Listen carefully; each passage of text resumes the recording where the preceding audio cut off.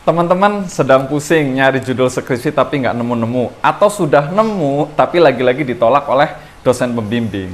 Ini dia tips atau cara agar mudah mencari judul skripsi dan juga bisa di-ACC oleh dosen pembimbing. Tips yang pertama buat teman-teman, yang pertama itu adalah jangan mencari judul. Ini adalah kesalahan yang paling sering dilakukan oleh mahasiswa akhir. Yaitu apa? Sibuk mencari judul. Nah, giliran sudah ketemu judulnya, ditanya sama dosen pembimbingnya, apa masalahnya? Nggak bisa jawab. Kenapa? Karena yaitu yang dicari adalah judulnya, bukan masalahnya. Lantas harusnya seperti apa? Harusnya kalau mau nyari judul skripsi, yang dicari itu jangan judul, tetapi yang dicari itu adalah masalahnya. Masalahnya apa? Nah, kalau sudah ketemu masalahnya, maka judul itu akan muncul dengan sendirinya dari masalah tersebut. Bukan dibalik nyari judul, baru dicari, udah ketemu judulnya, baru dicari permasalahannya. Itu sesat itu. Udah pasti salah dan pasti susah untuk mempertahankan judul tersebut.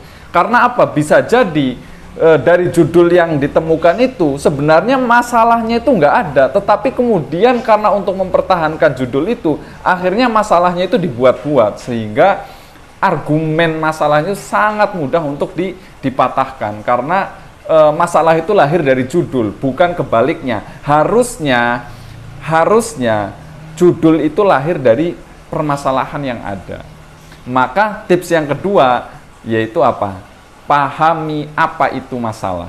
Ini juga yang sering saya temukan ketika saya tanyakan ke mahasiswa akhir yang konsultasi tentang judul skripsi. Saya tanya, masalah itu apa sih?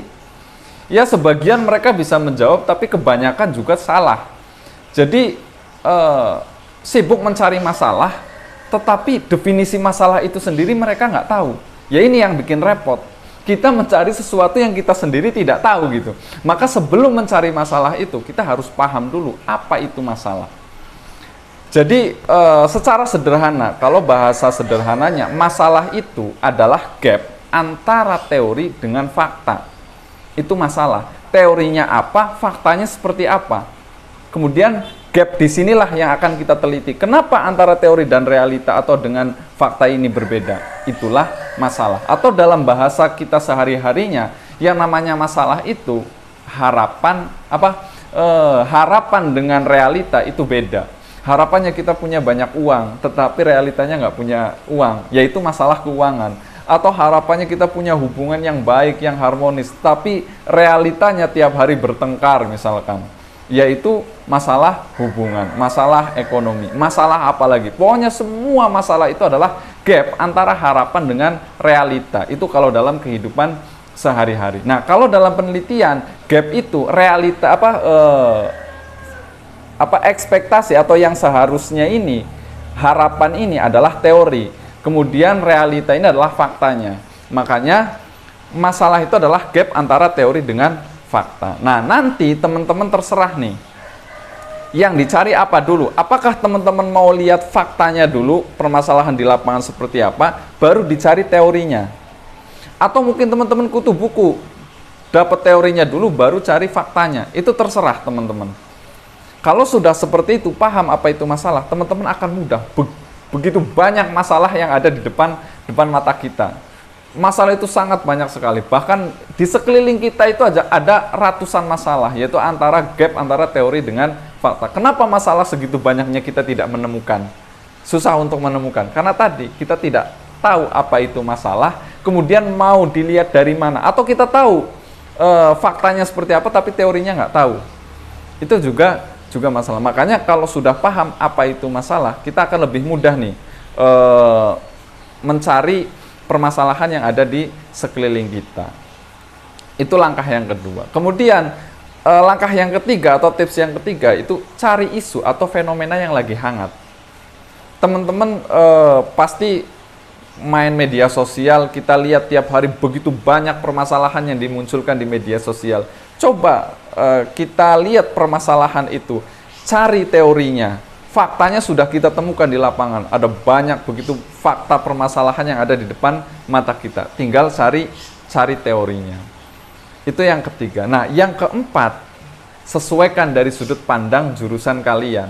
Jadi paradigmanya paradigma yang kita pakai untuk melihat permasalahan itu adalah paradigma dari jurusan yang kita ambil. Contoh misalkan gini, teman-teman misalkan jurusan psikologi itu lebih enak lagi, gampang, begitu banyak masalah, apalagi isu mental health Gen Z ini kan banyak sekali. Misalkan gini, ada teori psikologi yang mengatakan bahwa yang namanya interaksi sosial, kemudian hubungan sosial, itu dapat membantu kesejahteraan psikis seseorang. Jadi kesehatan psikis seseorang itu salah satunya ditunjang oleh hubungan sosial.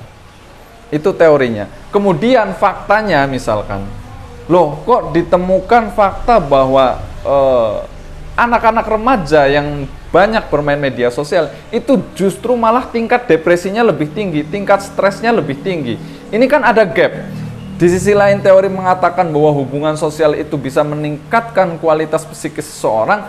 Di sisi lain ditemukan bahwa ternyata banyak bermain media sosial itu indikasi stresnya itu malah lebih tinggi. Itu kan antara gap antara tadi teori dengan realita. Nah, kalau sudah ketemu nih permasalahannya seperti itu, maka judul itu muncul dari mana? Judul itu nanti munculnya itu dari bukan latar belakang, maaf. Dari rumusan masalah. Nanti setelah kita membuat latar belakang masalah itu kita ngomongin apa nanti?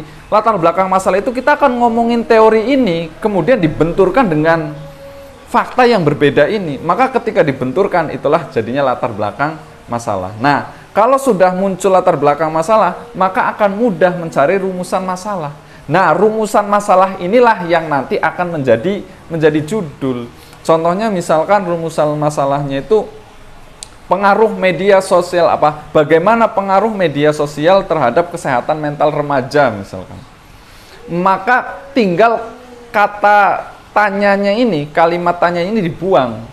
Jadi pengaruh media sosial terhadap kesehatan mental remaja misalkan. Ini contoh yang mudahnya saja. Atau teman-teman misalkan jurusan pendidikan.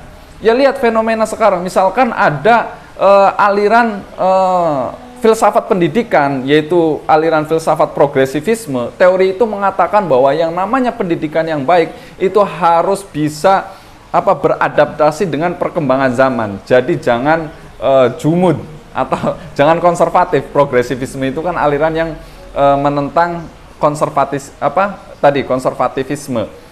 Aliran yang memandang bahwa pendidikan itu ya harus sesuai dengan zamannya. Nah, aliran itu mengatakan seperti itu. Berarti dengan teori ini kita berasumsi bahwa pendidikan itu ya harus mengadaptasi kultur-kultur teknologi baru, misalkan seperti AI misalkan.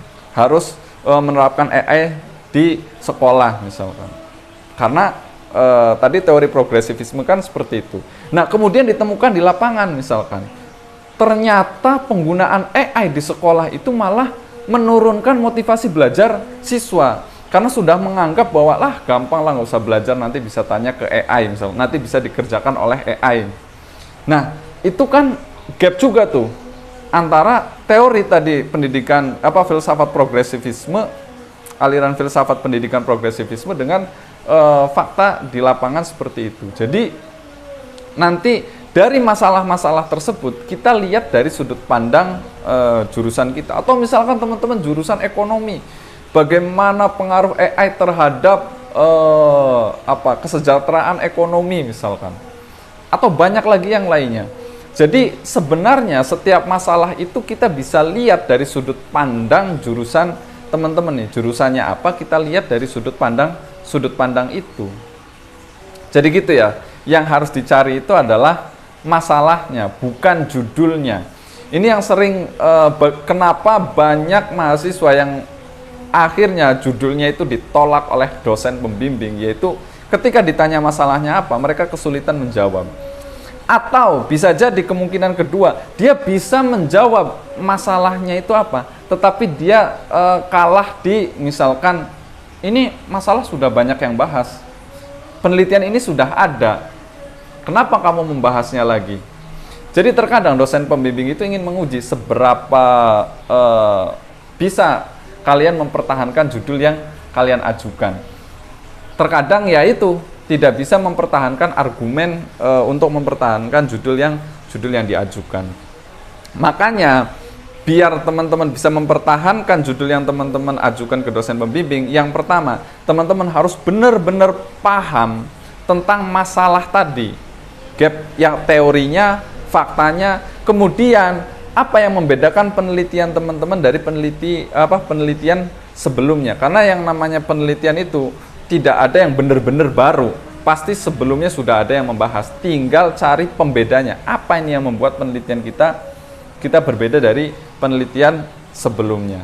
Ini juga harus benar-benar paham agar kita bisa mempertahankan agar teman-teman bisa mempertahankan judul teman-teman di depan dosen pembimbing. Dan yang ketiga, ini yang bikin kadang mahasiswa akhir menyerah, akhirnya menggunakan joki. Mereka itu sudah mana nyari judulnya susah, sudah ketemu langsung dibuat proposal skripsi. Padahal ada langkah sederhana yang nggak usah repot-repot bikin judul skripsi, yaitu apa? Bikin layout satu halaman saja, bikin layout satu lembar saja, permasalahannya apa, judul skripsinya apa, kemudian latar belakang masalahnya apa, rumusan masalah, identifikasi masalah, manfaat penelitian, dan yang lainnya.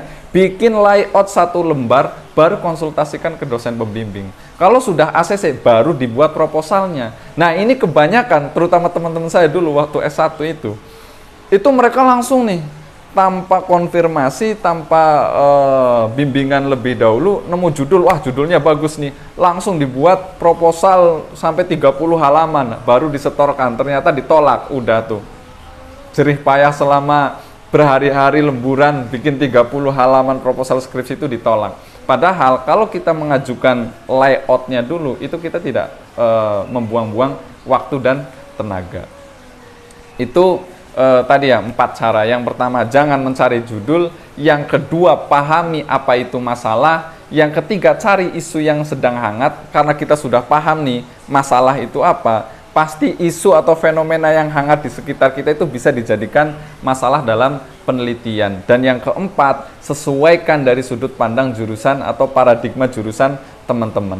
Dan kalau semua itu teman-teman masih pusing, nggak nemu juga, ini cara yang kelima, cara yang paling mudah untuk mencari judul skripsi, yaitu apa? Teman-teman pergi ke perpus, buka skripsi yang ada di jurusan teman-teman, buka di halaman batasan masalah atau di bab 5, yaitu di saran penelitian. Di situ teman-teman pasti akan menemukan celah dari penelitian yang sudah ada. Misalkan seperti ini, biasanya di akhir itu akan ada saran penelitian untuk selanjutnya, bahwa penelitian ini masih sangat terbatas karena hanya mencakup di perusahaan X misalkan. Nah, teman-teman bisa mengganti objek penelitian itu di perusahaan Y, atau di sekolah X ganti ke sekolah Y misalkan. Itu yang pertama, teman-teman bisa mengganti objek penelitiannya. Itu sah. Jadi yang membedakan apa? Ya, yang membedakan ini objek penelitiannya. Atau misalkan pengen yang sedikit berbeda, yaitu apa? Ganti variabelnya. Karena dalam penelitian itu akan ada minimal setidaknya itu dua variabel. Nah, teman-teman itu bisa mengganti salah satu variabel itu. Cari komen dari variabel yang lain. Jadi itulah yang namanya ATM, ambil, tiru, modifikasi.